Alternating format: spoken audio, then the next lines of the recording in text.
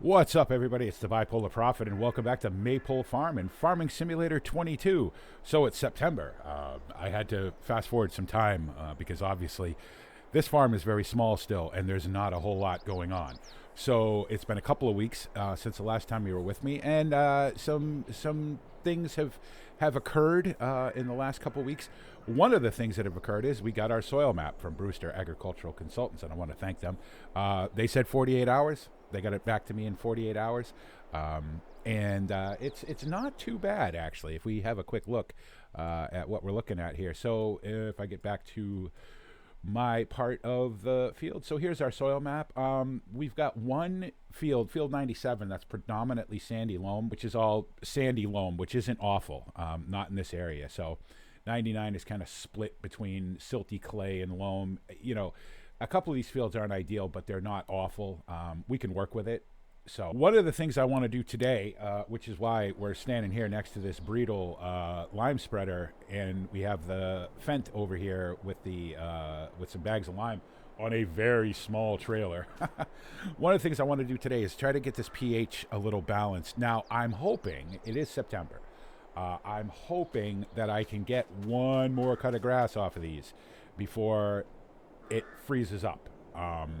Now, I don't know if that's going to be the case or not. I mean, I suppose if I looked at the actual growth calendar, right, it would probably tell me, yeah, I mean, it says that I can harvest, you know, all year round. Obviously, we wouldn't do that. I don't have a custom growth map in this or anything. Ideally, what I'd like to do is plow it all up, replant it, start from scratch. But I really need one more cut of grass off of this if I'm going to get some cows in here. I've got a little bit of silage. I've got a very little bit of hay, and not much straw. Going to have to buy in straw, obviously.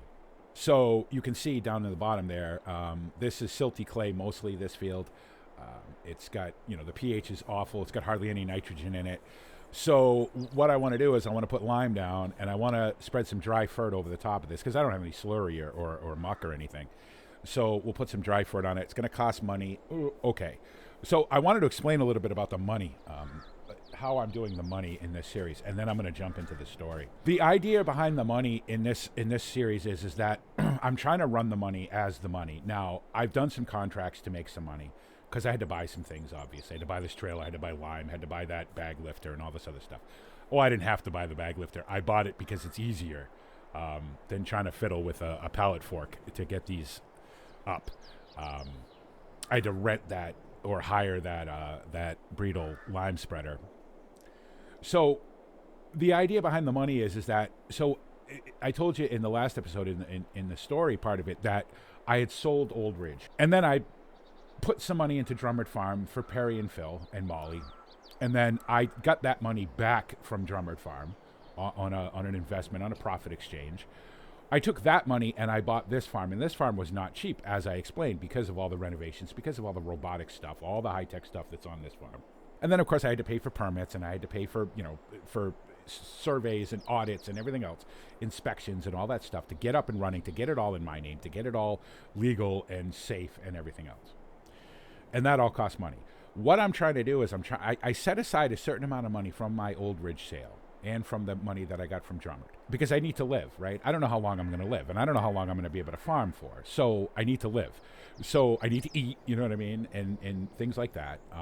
You know, the house needs oil to heat and everything else. So I've decided that I'm only going to take a certain amount of money from my overall money that I have and put it into this farm. So if I have to go out and work for somebody else for a couple of days or a week or whatever to make a little extra money, then I will. Now, in an emergency, I can dip into my total money and say, well, okay, I don't want the farm to fail, so I'm going to take some of that money, I'm going to put it in. So that's the money anyway. So let's jump in the tractor and let's get some lime spread anyway. So we'll just get this connected, and that one fell off. Kind of had to see that coming, I guess. Let's see. Need a gear. All right.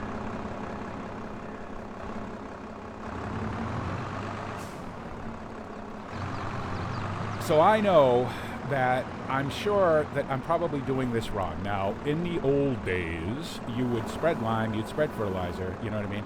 you'd get another cut of grass off of this, and that'd be the end of it. Now, I hope this makes some sort of difference to the overall yield, you know, because I really need this grass. What I want to do is that silage that I have fermenting is about halfway done. So what I'm hoping is by the time that's done, I can pull that out, put it in the storage containers for the robotic feeder, and then take at least one more cut of this grass, put it into the silage clamp, and let that ferment over the winter. That's the idea anyway. And then take another cut from one of these other grass fields and make hay, because I'm obviously going to need hay. I barely have any. Gonna have to buy straw. There's nothing I can do about that. I don't, you know, only had the one field of oats, and, you know, there's not going to be any straw till next year. So there's nothing I can do about that. But that's okay. Easy. This little trailer it's so small, it's hard to see. Now I only bought 4 bags of lime. I'm probably going to have to go get more. I don't know. I want to do all the fields, so I don't know how much it's going to take. I guess we're going to find out. Update on the Massey. James, the dealer, who took the Massey back and let me use this, sent it off to a Massey repair center, a Massey Ferguson repair center, and they came back to him and said, well, yeah, this thing is pretty blown out. You're probably not going to have a whole lot of luck fixing this. It needs is it full? Oh, I guess it's full. Excellent. I didn't know how much this thing actually held. So, yeah, so it's going to need a complete re-engine. It's going to need a new transmission. It's going to need some other parts too, new lines, new hoses, new fittings, new filters, and everything else. And it's going to cost some money. It's definitely going to cost some money. So James said to me, well, you know what? How about I'll let you have this for, you know, I think it was 2,000 euros that I ended up paying for this out of, you know, what he gave me for the Massey, which wasn't much, obviously. But he also sort of accepted a little bit of responsibility for that Massey being blown up. You know what I mean? It wasn't his fault. But, you know, like any dealer, they go through the stuff, they look at it, and, you know, they make sure it's running and you know, and all that before they sell it. And he took a little bit of responsibility. Again, I don't believe it was his fault, but... So yeah, so instead of a Massey, we have a Fendt. I'm okay. I'm fine with that. I'm happy with that. All right, now I'm going to do this myself, just because. Why not? 6 meters. Let's see what this looks like. Let's find out. Whoops. No. Go.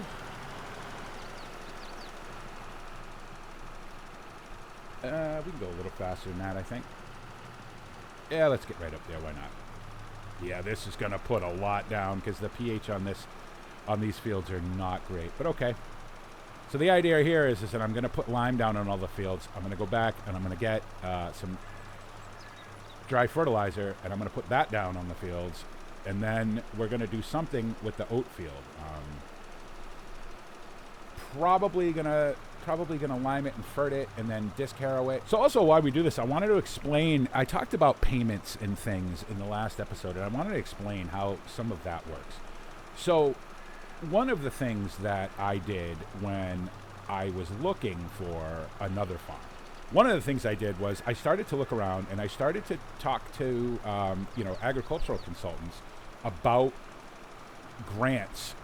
There's a fair number of grants, and I had a few with the British government from Oldridge. There's a fair few number of grants, especially in the EU.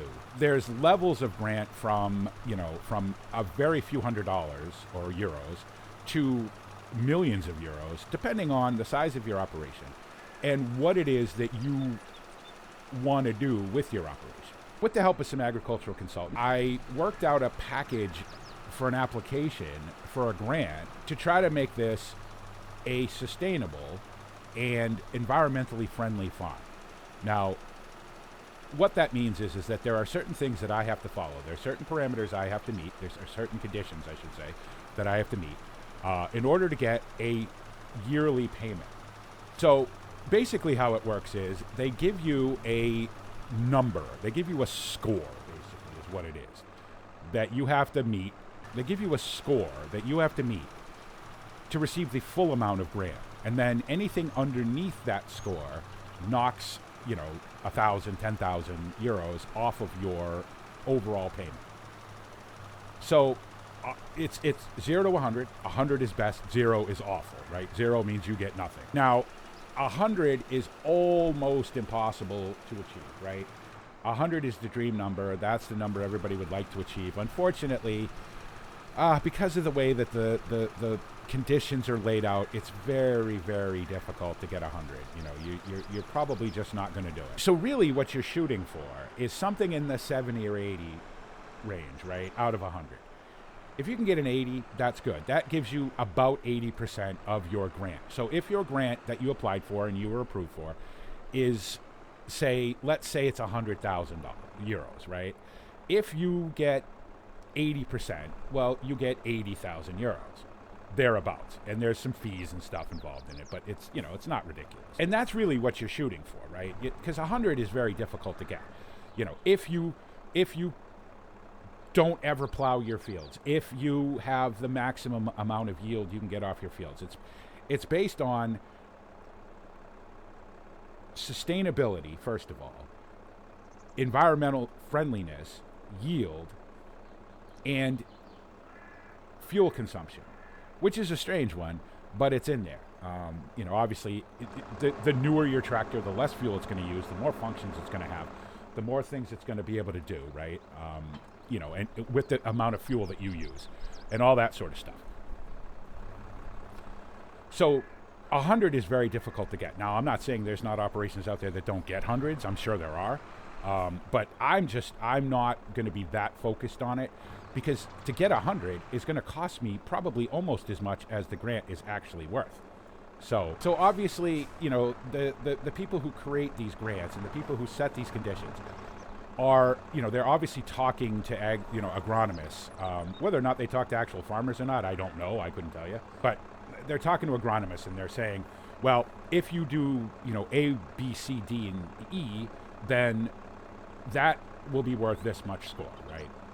So soil condition is obviously important, and that's part of the sustainability parameter of the grant. If you can get your soil good, then you can grow more crop. You can feed more people. That's good, right? If you get your soil right, you can grow more crop. You can feed more people. You probably don't have to work the soil as much, so you use less fuel. That comes into the fuel consumption aspect of it. They give you a pretty strict number about what you can use. And it's that fuel consumption number is pretty low, and it all comes down to how much tillage you do, really. They don't. It's all tillage. It doesn't really account into harvest and stuff, because they know harvest is, that's a big number for fuel. You're going to use a lot of fuel in harvest. There are bonuses for using alternative fuels, like methane, like electricity. There's a big bonus for using electric equipment. The only problem with electrical equipment is that it just doesn't have the range, nor does it have the power. Now, I could probably get away with it on this farm right now, because this farm isn't very big, but to get into it is so expensive. You know what I mean? It would negate what the grant is worth, to me. So now going forward, once you've gotten one grant and you've maybe you've used the grant money to pay off some of the, to get into some of this alternative stuff, well, okay, that probably be okay. But first time around, no, it's not worth it. It's too expensive. So electric tractors are ridiculously expensive, and they because of the way that they work, you can't get the horsepower out of them that you can get out of a diesel tractor. It's just that simple. So you're going to have to take some compromises on this, what they call environmental score. It just is what it is, and there's not much you're going to be able to do about it, because you want to maximize your operation. So you're going to do what you have to do to make that happen. So that's the environmental score. So you get paid once a year based on how well you follow the conditions that the regulatory agency has set. Soil condition, fuel consumption, yield, things like that. The particular grant that I applied for was for 100,000 euros. I was approved. I will probably, if I'm very lucky, see I will probably see nothing this year because I don't think I'm going to get anywhere near. Maybe if I can get it to a 60, I think I'd be happy. You basically start at 50 is how it works. They don't start you at nothing, you know what I mean? Because that wouldn't be fair. They start you at 50, and then they let you go one way or the other. You either go down or you go up, depending on have you followed the conditions that were set forth in your grant. And when you sign the applications for these grants, they're very specific about what they want you to do. They're like, this is what we would like you to do, and if you can do this, then fantastic. And if you do this and you follow these conditions, you're going to get X. If you don't, then you're going to get nothing. Now, of all the consultants I've talked to, most of them have said that, getting a 0 is nearly impossible, right? And it's a lot of self-monitoring, too. Like, obviously, I don't have somebody from the EU, agricultural agency, out here every day with me. You know what I mean? It's a lot of self-monitoring. I have to send in reports. I have to send in progress reports and things like that. So, they kind of say, well, we're going to trust you to do this right. I doubt very much this is going to go very far over here, but that's okay. We'll give it a go anyway. So that's the environmental score payment anyway. You start at 50, 100 is the dream, 70 or 80 is really the average. That's about where you're probably going to end up, if you're lucky. And everything goes right. You don't have a bad year, and you don't have some kind of crisis and all that. The other payments that I get are called stewardship payments. Now, for a very long time in the UK and in the EU, they have paid farmers to have land that they don't farm. I know in Old Ridge, when I first bought Old Ridge, there was a lot of non-farmed land that I owned. I got a lot of land when I bought Old Ridge. I started with about 400 acres. I ended up with about 1,100. So, but out of that 1,100 acres, probably close to 200 of it were non-farm acres. Hedgerows, grass verges, tree stands, things like that. And the UK and the EU will pay you to maintain those for wildlife habitat, for erosion control, for runoff control, and that's the big one. Runoff control is the big one. Agricultural chemicals, nitrogen and things like that, lime, anything like that, running off into the water supply is bad. And, so the more stuff you can have between you and a non-agricultural area, the better. It will hold in the nitrogen, it'll hold in the chemicals, it'll hold in the water. You won't be running water off your fields, especially if you're a dairy operation, you won't be running organic waste off into the groundwater and everything else. And these governments will pay you to maintain that. So every, 100 foot of hedgerow you have is a certain amount of money. Every 10 trees you have per acre on your farm, you get paid. You get paid for grass. Grass is a great barrier crop. Grass will hold in nitrogen. Grass will hold in chemicals. Grass will hold in all these things that you don't want running off into the groundwater. So I get paid for every acre of grass I have. Now, it's not much. I mean, we're not talking about tens of thousands of euros. We're talking, my stewardship payment at Old Ridge towards the end, when we really had a lot of non-farmed acres, my stewardship payment was probably 12 or 13,000 pounds a year. But every 12 or 13,000 pounds a year is a big help, right? That's the way I look at it. So over here, it's a little bit more. The EU pays a little bit more.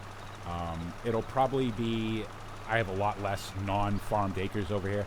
It'll probably be somewhere in the vicinity of, I don't know, 7,000 or 8,000 euros maybe. That's the payment scheme. Now, there's also payments for things like crop diversity, right? Because obviously, the more crops you can grow, the more production you can create, the better it is for everybody.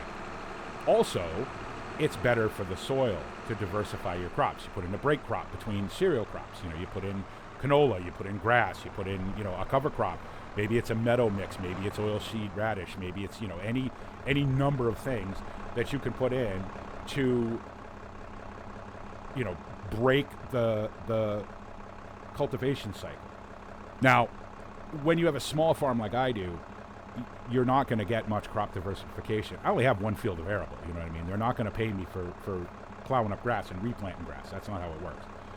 So I'm not going to get much of that. Not in the beginning anyway. So there's ways of making money as a farmer that aren't always about what you plant, what you harvest, and who you sell it to.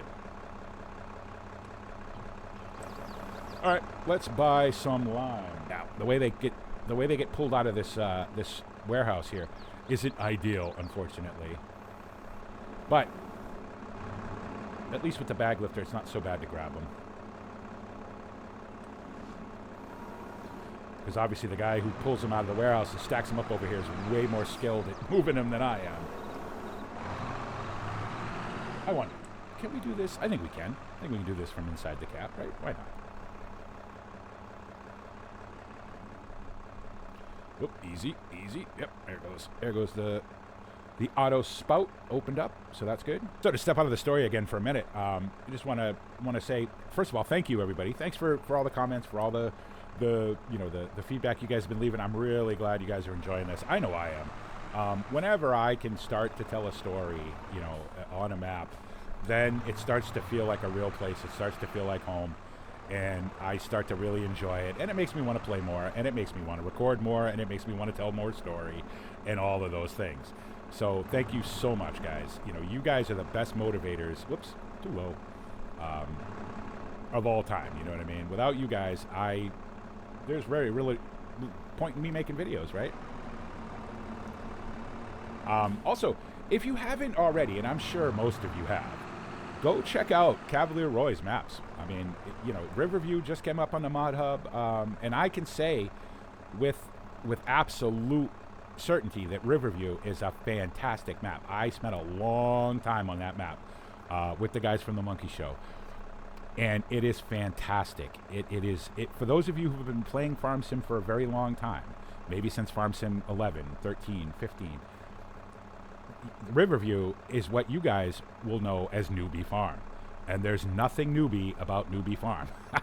Go make sure you check that out too. And I will leave a link in the description for Maypole and Riverview Farm, because they're definitely both awesome, and you guys definitely need to check them out. Also, so I'm making this video today. I'm hoping to make another one today too as well. I have the day off, and then I'm working a pretty busy schedule for the rest of the week. I have a couple early days, a couple late days, so I probably won't make a whole bunch more videos this week. Maybe Friday. I have Friday off, although that may be subject to change. We'll have to see. But the great news is, I don't know what that was. BP is taking a vacation this year. Yay! I am on vacation starting this coming Sunday. So from Sunday to the following Saturday, I am on vacation. And I will probably be doing nothing but making Farm Sim videos. I have an idea of something else I want to do that doesn't involve Maypole, that I'd like to get started during my vacation. Now, I have some real life stuff to handle during my vacation as well. But Farm Sim and Maypole and this other thing that's in my head are my sort of priorities. So you hopefully over the next few weeks after my vacation, you guys will have a regular stream of Farm Sim content coming from me. The Maypole Shorts thing, that was an idea that I came up with because I'd gotten out of work at a reasonable hour yesterday, and so I'd come home and and I was kind of messing around. And I knew I needed to do some contract work anyway because I didn't have very much money here at Maypole. So, but I couldn't do any commentary video because they were still tearing the road up in front of my house, in front of where I live. So I said, you know what? I said, let's do it like we're just, we went for a drive on a nice afternoon. And, I bought a new drone and I wanted to have a go with it and all this sort of stuff. So that's really where that came from. I guess I'm going to be able to fill this right up today, aren't I? Good, excellent. That's good because I need it. Yep, excellent. I'll load it up on that silly trailer. And whoops. All right, let's get this back. I used to do this to Chad all the time in Old Ridge too. I would just I would order stuff, and then I would leave it there for a couple 3 days till I got around to picking it up, or I sent Perry or Phil or somebody to go pick it up. And Chad just sort of got used to it after a while. Oh, the old Fent is filthy. I don't have a pressure washer either. I need to pick one up. I guess I need to go down to the home store and pick up a pressure washer so I can actually spray this stuff off. Because that's another thing. You don't want to be... It's not so bad here because it's not that long of a trip. And this is all agricultural land between my farm and this shop. So it's not the worst thing in the world. But you really don't want to be tracking this stuff down the road either, because that's another reason why stuff gets into your groundwater, right? Because, we're driving around with all this stuff on our... Oh, that's a little heavy. Need a bit of a different gear. We're driving around. We got mud on our tires. Maybe we got muck on our tires or whatever, and we're tracking it down the road, and it ends up in the ditches, and it ends up in the runoff and everything else. So it's not so much of a big deal here because, like I said, this is all agricultural land, and there's no water right in this area anyway. But the local town government isn't always thrilled when you muck up their roads. You know what I mean? They'd very much like you to clean them after you're done. But the half a mile, I think it's like half a mile from here up to the shop. So the half a mile that I'm driving up and down the road, it's not so bad. I think it'll be okay. All right, where did I leave off? Now, I'm pretty sure this part is pretty much done. It's the bit that juts out down here that needs to be done. Yep. All right, we'll start right here. Turn that on, turn that on. Now, again, this is going to be a cow pasture, but I want to get one more cut of grass off of it. So I'm trying to do a little bit to increase the yield. I don't think, I say this, I go back and forth about this. I'm trying to decide whether I want to plow this up, replant grass, start all over again, right? So that way I can have the best grass in here for the cows. Because obviously I'm going to pasture my cows. I don't zero graze. And I know zero grazing is another thing that recently the EU has been paying farmers to do, right? Because it's better for the land, it's better for the animals. To me, I disagree with that. Now, I'm not saying zero graze is bad by any means, because it isn't. It definitely narrows up the operation. It definitely cuts down the number of steps. It makes it makes it easier on the farmer. It makes it easier on the land, and all that sort of stuff. But for me, I believe that cows, they're ruminants, right? They're called ruminants for a reason, because they roam around and eat grass and find food, right? That's what they're designed to do. That's what they're supposed to do. So for me, and it's an aesthetic thing too, I like seeing cows in a field. I like walking out in the morning with a cup of coffee and leaning on a fence and, watching my cows grazing. I just enjoy that. So that's why I don't zero graze. I don't know what the number of cows is going to be here. I really don't. I had a huge dairy in Old Ridge, but I'm not really looking for that this time around. While yes, I need this farm to make money and I need to be able to live off of it, it's not so important that I run the biggest operation and the most, maxed out operation I can run. I don't need to do that now. I have some money. I'm not going to starve to death. You know what I mean? So it isn't a hobby farm, certainly. It isn't that. Because if I wanted a hobby farm, I'd have just bought the house that came with this farm and not the whole farm. Because there's a couple acres of land behind the house that I could have just, planted a garden and putzed around with a little John Deere, lawn tractor and stuff.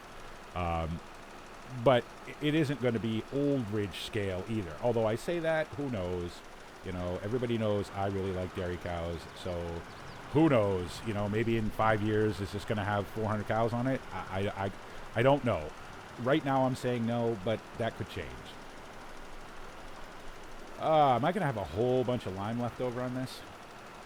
I don't think so. I don't know how much that other our arable field is going to take. So now this isn't going to make a massive difference to the yield. You know what I mean? It's probably going to raise the yield 8-10%. Hopefully, that's the ideal. 8 to 10% more, right, would be the ideal. I'd be very happy with that. If we get somewhere in the 5 or 6% range, well, okay, that'll do too, I guess. I'm not going to chase every single bit of this, that's for sure. We'll go over and do the oat fields, and then I think we'll call this a video. In the next episode, we'll be spreading fertilizer on all these fields. I'm trying to decide whether I want to put fert on the oat field too, or if I just disc the lime in and then get some sort of crop in there. I want to put barley in. I want to put winter barley in. The problem is I don't have a seeder. I'm going to have to see if there's... this is going to be me again walking around, to other farmers going, excuse me, could I rent a seeder from you? I know there's a guy up the road, the guy that I filmed with his 8RX. What a beautiful machine that is. That 8RX is something else. I'd never seen one up close. There wasn't any in the Old Ridge Valley. And of course, Perry and Phil weren't buying one. They're way too cheap for that. And so I'd never actually seen one up close. I'd seen them in videos and things, and I'd seen them in John Deere brochures and all that sort of stuff. But I'd never actually seen one up close. That was something else. And Jake was cool to let me fly my drone around. I told him, I said, this is my first time actually flying a drone. And the only thing he said was, can you not crash into me? Yes. So I guess I could talk to him. Maybe the guy he works for has a seeder I could borrow. That would be great. Obviously, I'll pay him for the use of it. It's just not something that I can just go out and plunk down for right now. If I'm going to stick to my money scenario that I have going, I suppose what I could do. I mean, it's about 56 miles. I suppose I could haul a truck up to Drummer Farm and borrow. Perry's got a couple of seeders. I know he's got an older one that he doesn't really use anymore. Just kind of sits in a shed somewhere. I suppose I could call him up and be like, hey, Perry, listen, I need a favor, right? Can I borrow your older seeder that you're not really using? I suppose I could do that. Maybe I'll do that. It's a 2-hour drive, there, 2 hours back, probably a couple hours hanging out, because I haven't seen him in a while. I haven't seen Molly in a while. I haven't seen the babies in a while. They have a 4-year-old boy and a 5-year-old girl, I think. Yeah, that's how it goes. I haven't seen the kids in a while, so you know what? I think it might be worth it. I think that might be a good trip. Get to see some old friends and the kids and the whole thing. So maybe we'll do it that way, and I'll give Perry $500 or whatever for letting me use it. Although knowing him, he probably wouldn't take it anyway. He's every bit as stubborn as I am. Probably at some point, too, I'm going to have to start thinking about, am I going to hire some help for this farm? Right now, I don't need it. I only have one tractor, And it's not so big that I can't do it all myself. But at some point, I'm going to probably need some help. I'll start looking around. I'm sure I can talk to the guys at the dealership. I'm sure I can talk to old Roy. He knows everybody in the area, obviously. He could probably point me in the right direction. I could go down to Johnny V's restaurant, which is on the other side of the dealership, where I go for breakfast every morning, and sometimes for dinner too. I'm sure there's some guys in there that could point me in the right direction as well. We'll see. It's just something that, to start thinking about for next season. Again, is this absolutely necessary? It isn't, this lime and all this, but I might as well start as I mean to go on, right? That's what the bottom line is. Get it going in the right direction, and then, it'll be less work when it comes time to plant this. Because I want to get a winter crop in this, because I'm going to need some kind of revenue coming in. Not going to have milk for quite a while. Don't have any other revenue coming in at the moment, aside from, some incendiary payments and things like that. And the only money that I'm going to be making is if we're working for other people for right now. Jake actually hooked me up with his boss, who was doing a last cut. So I'm going to go down there. I think tomorrow he's got a last cut going on a bunch of his fields. So I'm going to go down there tomorrow, and I'm not sure what I'm going to be doing, whether I'm going to be mowing or raking or hopefully not raking, because I don't want to look like a complete idiot. I'm not the best raker in the world, as everybody knows. I'll mow or I'll lift the grass or whatever. pay me a fair wage, and we're good. That's all that really matters. I think I'm gonna have enough to finish this field. That's good. I'll take those other couple of bags that we have, and they can just they can come down here and sit in a shed. Get them inside, obviously, because while these bags are pretty durable and they're pretty weather resistant too, leaving them outside all winter, not ideal. I'll get them in a shed. I got plenty of sheds. So anyway, so as we finish this up, let me say this. Thanks, guys. I hope you guys are enjoying this series as much as I am. I'm loving it. Anytime, like I said earlier, anytime I can tell a story, anytime I can include you guys in it, I'm sure you're hearing a lot of names that you recognize. You know what I mean? It basically comes down to, if you've been commenting on the videos and you've been hanging out for a long time, you're probably going to get included in this story, because that's the way I like to do things. It's a little treat for me and hopefully for you guys as well. I want to say thank you to everybody who's commented, who's left feedback, who's clicked the like button. To all the new subscribers, welcome. I hope you enjoy what you see. Just keep clicking the like button. Keep leaving comments if you've got questions about anything, about how I do anything, about how certain things work or anything, or about anything I talk about in my videos and you need maybe some clarification about something. Please feel free to ask. I'll definitely give you an answer. And thank you so very much, guys. None of this happens without you. You guys are the best viewers on YouTube. I say it all the time, and I absolutely mean it. And as always, guys, this is the Bipolar Prophet saying, see you later.